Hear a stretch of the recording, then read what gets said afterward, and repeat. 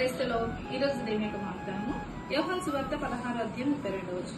తండ్రి నాతో ఉన్నాడు గనక నేను ఒంటరిగా లేను. దేవుడి వాక్యం నిలిచిందాక ఆమె అవునండి. దేవుడు మనతో ఉండగా మనం ఒంటరి వారం కాదు. చాలాసార్లు మనం కృంగిపోతూ ఉంటాం కదండి. ఒంటరిగా కన్నీళ్లు కారుస్తూ, ఒంటరిగా బాధపడుతూ, నా పరిస్థితి నేను ఎవరికి చెప్పుకోలేను, నేను ఒంటరిగా ఉన్నాను, ఒంటరిగా ఈ పరిస్థితి గుండా వెళ్తున్నాను, ఒంటరిగా నేను పోరాడుతున్నాను, ఒంటరి స్థితిలో నేను ఉండిపోయాను, నాకు సహాయం చేయాలి ఎవరు లేరు, నాకు తోడుగా ఉండే వాళ్ళు ఎవరు లేరు, అందరూ ఉన్నా కూడా నేను ఒంటరితనం అనుభవిస్తున్నానని నీ ఒంటరితనాన్ని బట్టి నువ్వు కృంగిపోతున్నావేమో. కానీ అందరూ నిన్ను విడిచిపెట్టిన పరిస్థితిని నేను ఒంటరి చేసిన, నీ ఇంటి వారు ఒక్కొక్కసారి నేను ఒంటరిగా చేసిన, దేవుడు నేను ఒంటరిని చేయడండి. ఎప్పుడు దేవుడు నీకు తోడుగా ఉంటాడు.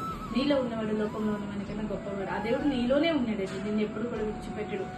నీ శ్రమలో విడిచిపెట్టడు, కష్టంలో విడిచిపెట్టడు, ఒంటరితనంలో అంతకన్నా కూడా విడిచిపెట్టడు. నీకు తోడైన దేవుడు అన్ని విషయాల్లో నిన్ను ఆదుకొని బలపరుస్తాడు. ఎప్పుడు ఒంటరిని కృంగిపోక, ఒంటరిగా లేకుండా దేవుడు నీకు తోడుగా ఉండి నడిపిస్తున్నాడని గ్రహించి దేవుడి మీద ఆధారపడి ధైర్యంగా ఉంటాడు. రీతిగా ప్రతి ఒక్కరిని దేవుడు దీవించుకున్నాక ఆమె ప్రార్థన చేసుకుందామండి.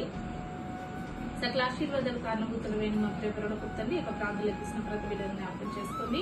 ఎవరైతే మేము ఒంటరిని కృంగిపోయి ఉన్నారో వారికి తోడుగా నీవున్నావని తండ్రి ప్రతి ఒక్కరు గ్రహించి తోడుగా ఉన్న నీ మీద ఆధారపడి ధైర్యం బట్టి ప్రతి సమస్యను ముందుకు కొనసాగే కృపను దయచేయమని యేసు నామములో ప్రార్థిస్తున్నాం తండ్రి. ఆమేన్.